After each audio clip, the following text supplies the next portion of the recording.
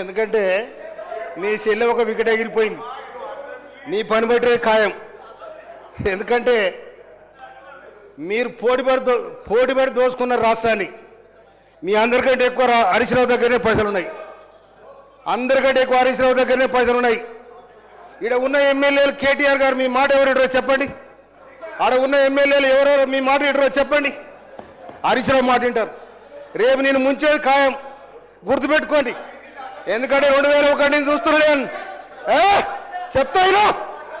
చెప్తాయినా మీరు గౌరవ కేసీఆర్ గారి మీద ఇట్లా కత్తులు కూడా కోలాడు ఆడుతాం బిడ్డ. కబర్తారు.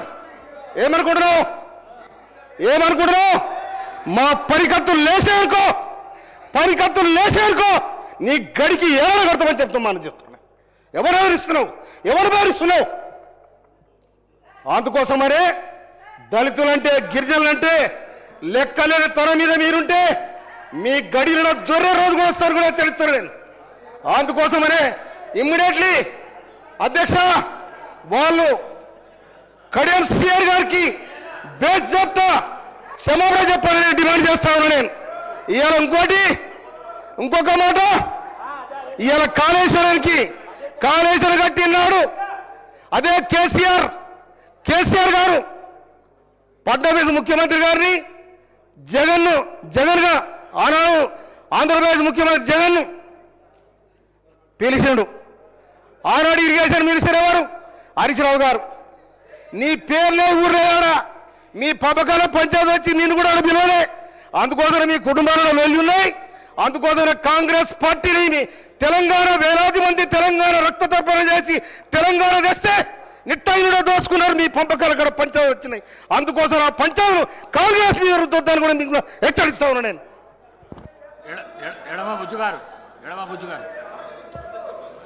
అధ్యక్ష, మేం కొత్త సభ్యులం, వీళ్ళ చిల్లర చేస్తానని చూసి బాధపడుతున్నాం.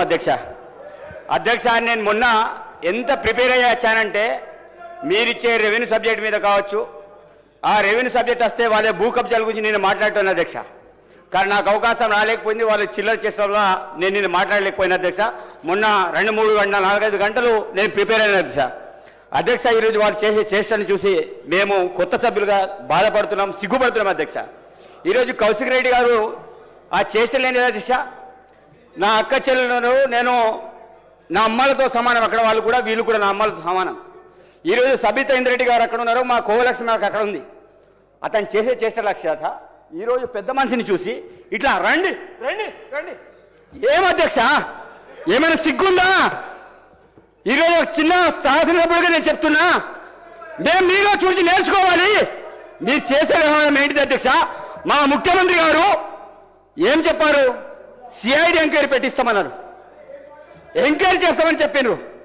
కానీ ఏం అధ్యక్ష, ఒక దళిత సంబంధించిన బిడ్డ ఈరోజు సీనియర్ నాయకులు కనీసం వయసును చూసి కూడా మనం గౌరవించకపోతే ఈ సమాజానికి ఏం సంకేతం ఇద్దాం సార్? మేమందరం చూసాం అధ్యక్ష. వీడియో రికార్డుని ఓపెన్ చేయండి. ఈరోజు కౌశిక్ రెడ్డి గారు చేసే వ్యవహారం ఈరోజు తుపాకీతోటి ఇక్కడ చేసుకుంటే భయపెట్టడం కాదు. ఈరోజు తుపాకీ పట్టిందే మా సీతక్క, అడవిలో ఉన్నది అడవిలో తిరిగింది. ప్రజాస్వామ్యత వారే సమస్యల పరిష్కారం ఈరోజు చట్టసభలో వచ్చింది అధ్యక్ష.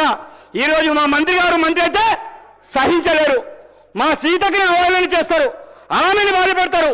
ఈరోజు కడియం సిఐ గారిని ఇష్టం వచ్చినట్టు ఈరోజు మీరు భయపెడుతున్నారు. ఏ రోజు ఆదివాసులు దళితులు ఈరోజు చట్టసభల్లో ఉంటే ఇదా మీ ఆచారం, ఇదేనా మీ సంస్కృతి? అయినా మీ కేసీఆర్ గారు ఇదే నేర్పించారా? మీ అవసరమైతే మీ కేసీఆర్ గారిని చట్టసభలో వచ్చి మాట్లాడమని చెప్పండి.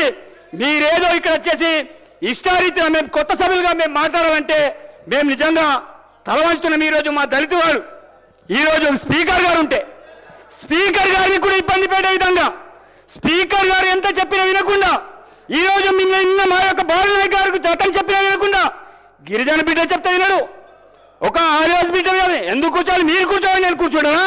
స్పీకర్ చెప్తే నేను కూర్చుంటా, మీరెవరైనా మాకు కూర్చోబెట్టడానికి? భయపెడితే భయపడడం కాదు, మేము కూడా ఉద్యమాల నుంచి వచ్చాం. ఈరోజు 10 సంవత్సరాలు ఈరోజు ఏ రకంగా దోపిడీ చేశారు, ఎవరికి న్యాయం చేశారు? ఎస్సీ, ఎస్టీ, బీసీ మైనారిటీని అందరినీ కూడా మోసం చేశారు. అందుకే ఆ ప్రాణిక కుర్చీ మీకు కూర్చోబెట్టారు. మళ్ళా చెప్తున్నాం, తప్పకుండా మీలాంటి వాళ్ళని తెలంగాణ ప్రజలు ఈరోజు బుద్ధి చెప్తారు. మీరు అనుకుంటారు కావచ్చు, ఈ పోడియంలో మీరు ఏదో చేస్తే పేపర్లో ఫ్రంట్ పేజీలు వస్తాయి.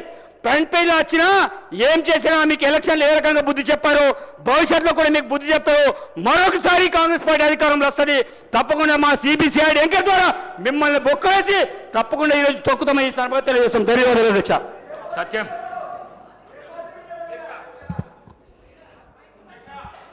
అధ్యక్ష, ఈరోజు శాసనసభలో జరిగినటువంటి సంఘటన చాలా బాధాకరం అధ్యక్ష.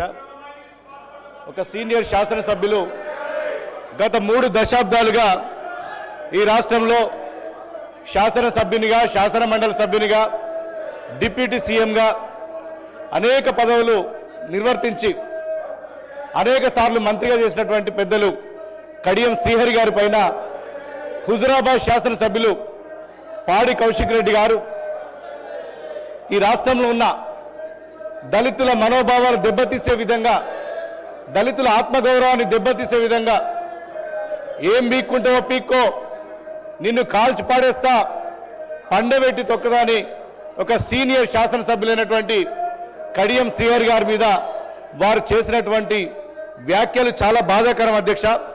ఇలా శాసనసభ అంటే ప్రజాస్వామ్యానికి ఒక దేవాలయం లాంటిది.